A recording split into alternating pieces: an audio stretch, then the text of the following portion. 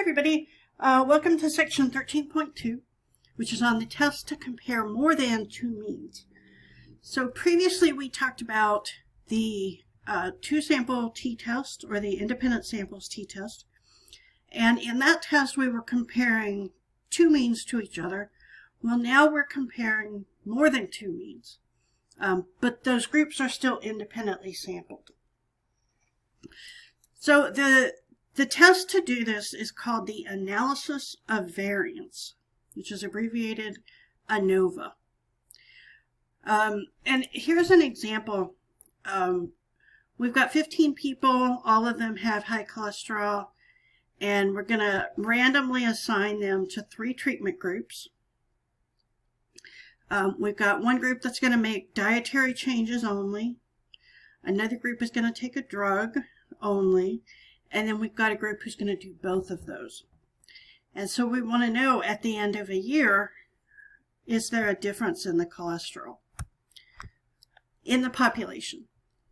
Always keep in mind that the data we have is from a sample, and we're trying to make inferences to the population.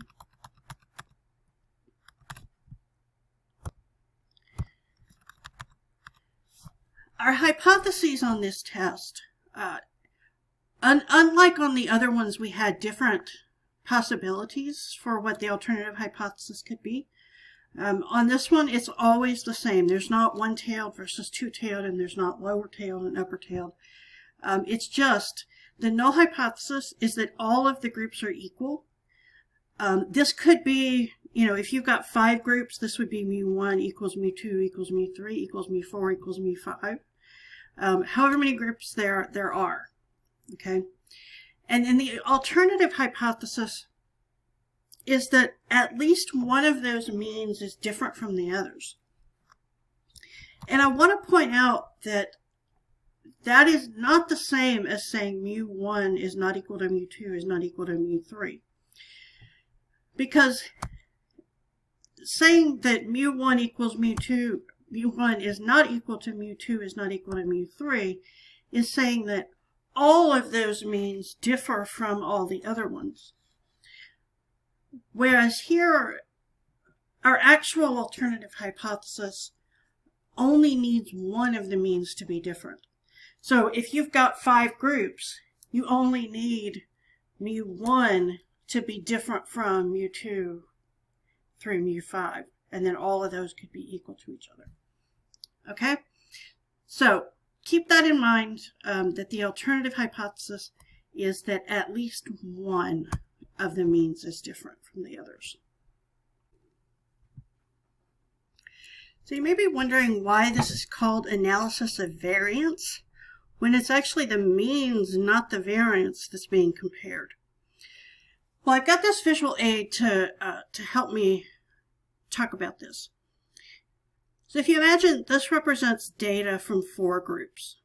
So we've got this first group is this much spread out, the second group is this much spread out, and then these green lines in the middle represent the means of the samples.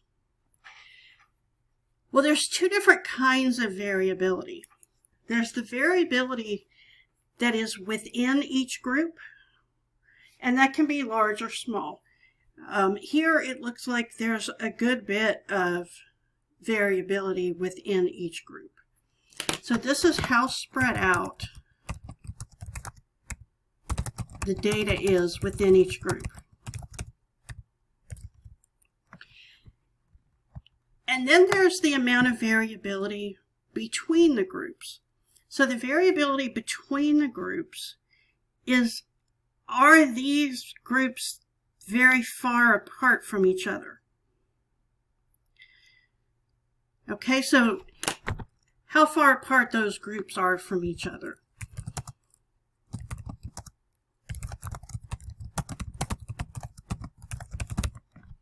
Okay, so again, 2 kinds of variability. The amount of variability within each group, and then how far apart those groups are from each other. Okay? If you look at, if you compare these 2 graphs here, The one at the top has, move this out of the way here.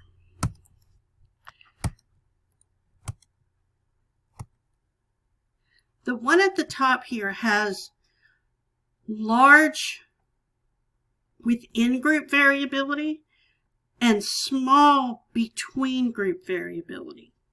Okay, so up here,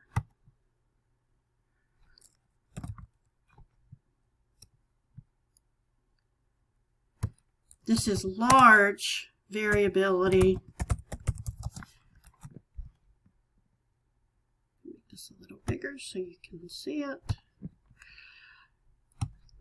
Large variability within the groups and small variability between the groups.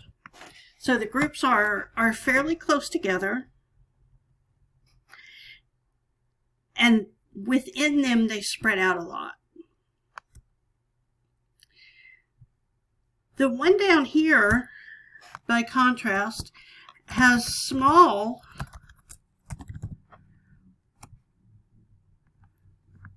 variability within the groups, but large variability between the groups.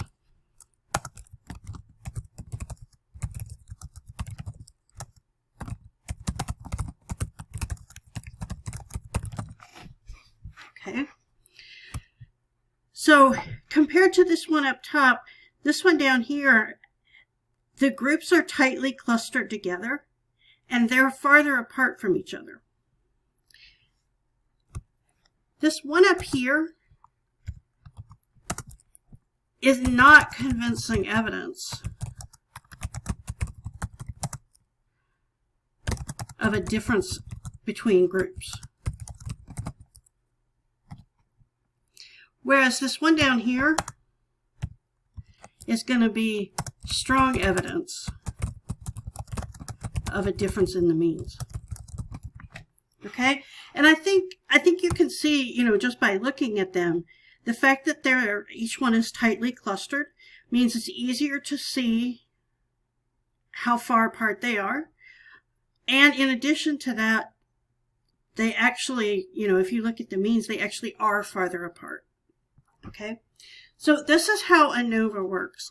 ANOVA it compares the amount of variability within the groups to the amount of variability between the groups. Okay, so ANOVA compares the amount of variability within the groups to the amount of variability between the groups. Okay, more variability between groups. And it actually looks at the ratio. It looks at the between group variability divided by the within group variability. Okay, so the test statistic, which is it's called F and not T anymore, it's F. It's the actual ratio of between group variability to within group variability. Okay, and if that ratio is large,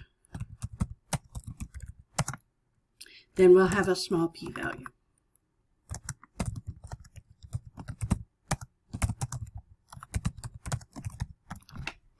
And that'll mean that we'll reject H0. All right, so that's just a little bit of how the test works.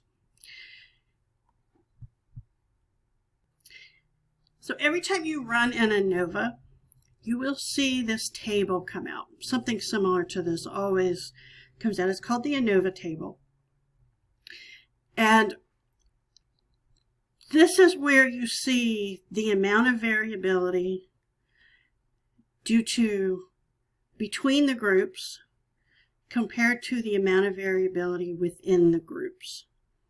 These two columns over here are kind of steps on the way to getting this. Okay, so this is just the numerator and the denominator of this. And then you can see that the F ratio is the amount of variability here divided by the amount of variability here. Okay, and a lot of them will show the p-value out here as well.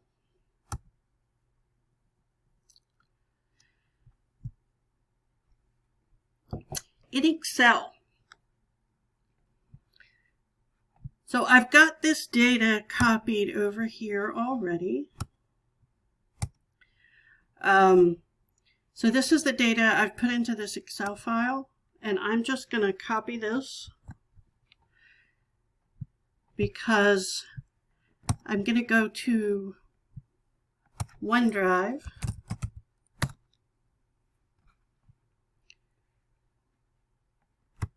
log in. I'm already logged in, and I'm going to open a blank Excel file, or any Excel file where you want to work is fine. Right? So I'm going to paste that in there. And then once you've got that, you just go to Stat Plus, because you've already installed that. If not, I've got the instructions posted on Canvas. Click on Anova MV. You're going to pick this first one that says One-Way Anova Unstacked.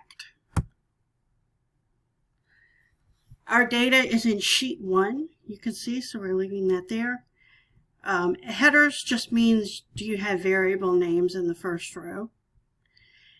And then for variables, you can just click on either one of these will work. It's just a matter of which way you want to click on your data. So we're going to highlight our data, click Add, and you see it says this is your data, and then once you've got that, you just click Run.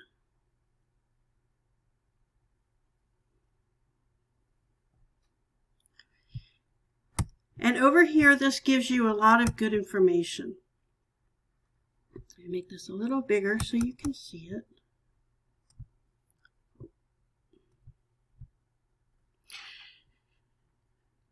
So this gives you some descriptive statistics, which is nice to see. Before we look at our ANOVA, if you're running statistics, if you're running a hypothesis test, you want to look at what the means are. So here it looks like these people pretty clearly have the lowest cholesterol, followed by the people who changed their diet, followed by people who took the drug. And then it gives you a 95% confidence interval for each group. And this is interesting to see as well. This gives you, this plots the 95% confidence interval for each group. So you can see, do these groups look like they're far apart? And then here's the ANOVA table, and there's our p-value. So the p-value we get is 0.0419. Okay, and I may ask you to talk about the descriptive statistics. So I may ask you to, to show me these descriptive statistics and talk about what they look like. You would just say the same thing I said a minute ago, which is the diet and the drug group. The people who did both had the lowest cholesterol, followed by the dietary group, followed by the drug group. And I may want to see the means plot as well. But for now, let's go over here and let's answer our question.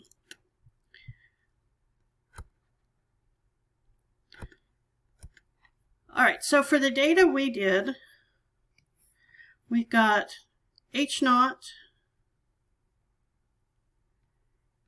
is that, and we have three groups, so that's mu1, equals mu2 equals mu3. And then the alternative hypothesis is that at least one mean differs from the rest. Okay. Next, we've got our p-value,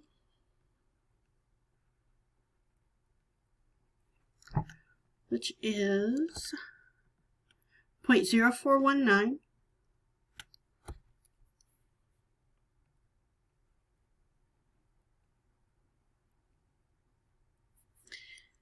And they asked us in this one, they told us to use, I believe, 0.01, but let's just double check.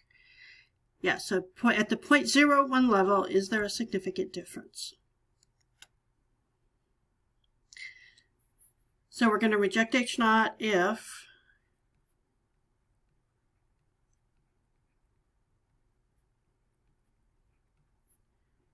the p-value is less than 0.01. It is not. 0.0419 is not less than 0.01. Therefore, we are going to reject H0, or fail to reject H0, sorry.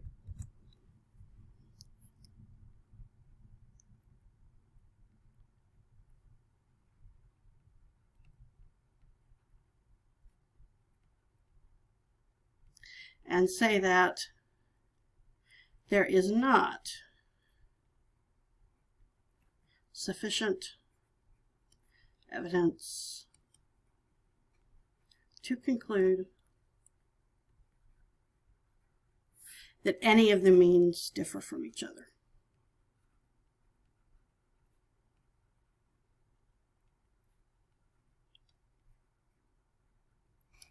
Okay.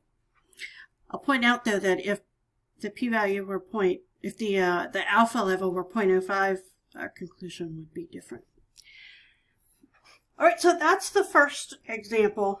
I should mention that we still have the same assumption we've had on the other test, which is that all of the groups' data follows approximately a normal distribution.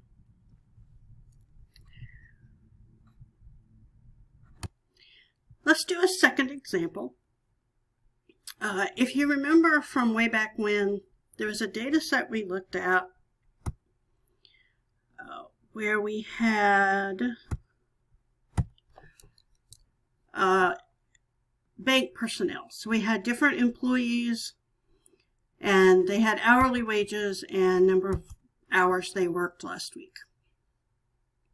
So what we want to do is we want to look and determine, based on this data, does it look like managers, tellers, and assistant managers work different numbers of hours per week from each other? So I wanted to show you what you do with data that's in this format, in case you ever run into it. So we're going to highlight this data, and we're going to copy it over here into a new sheet. And I don't actually need the employee's name, so just to make this simple, I'm going to keep only what we need.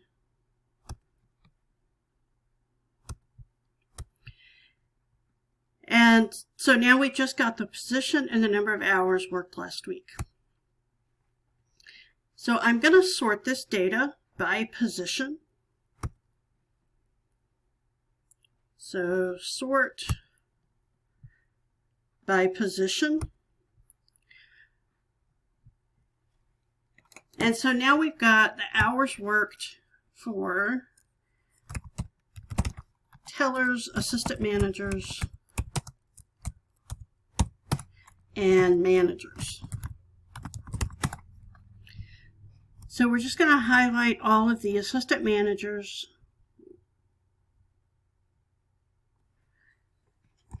copy them and put them in their own column. This isn't the only way you could do this, by the way. You could select the option over here for stacked.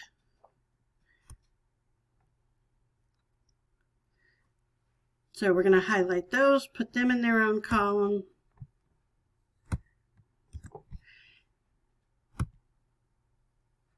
And then finally for the tellers,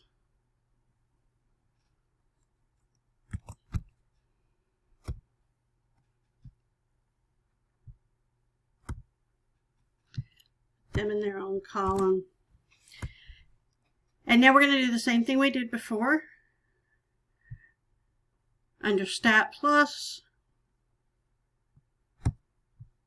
we click Anova, or we could just click a new Anova over here, same thing.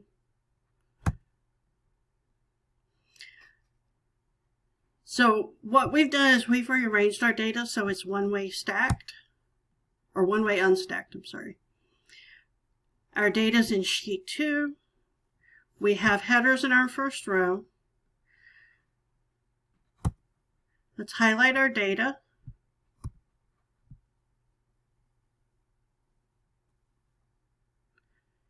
Click Add, and then Run.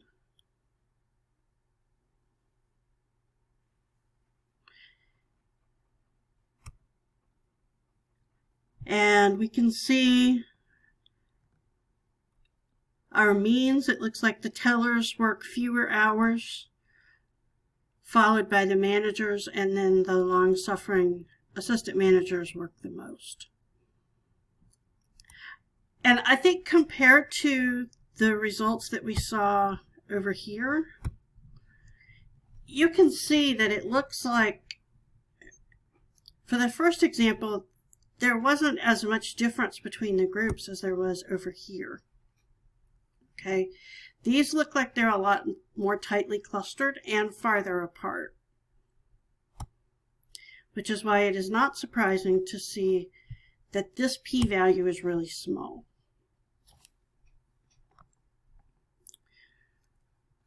So let's write this up. We've got the null hypothesis is mu1 equals mu2. And here we've again got 3 groups. But if you had more than that, you'd keep going. And then the alternative hypothesis is that at least one mean differs from the others.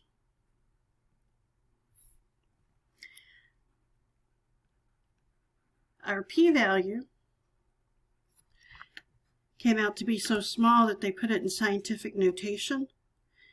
This is 1.037 times 10 to the negative 9th.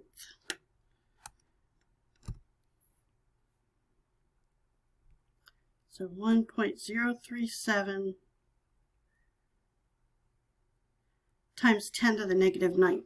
So this means this is a decimal place followed by 8 zeros and 1037. So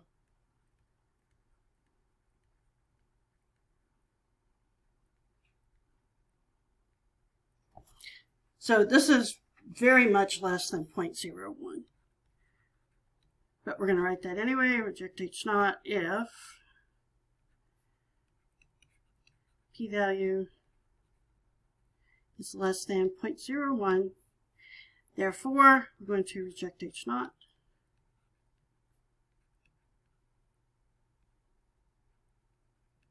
And say that there is sufficient evidence to conclude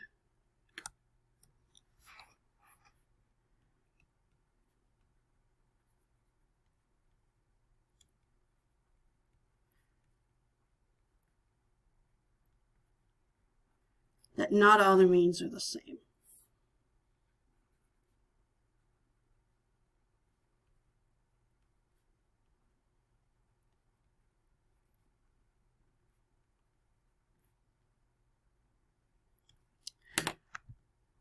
All All right, so that's it for this section.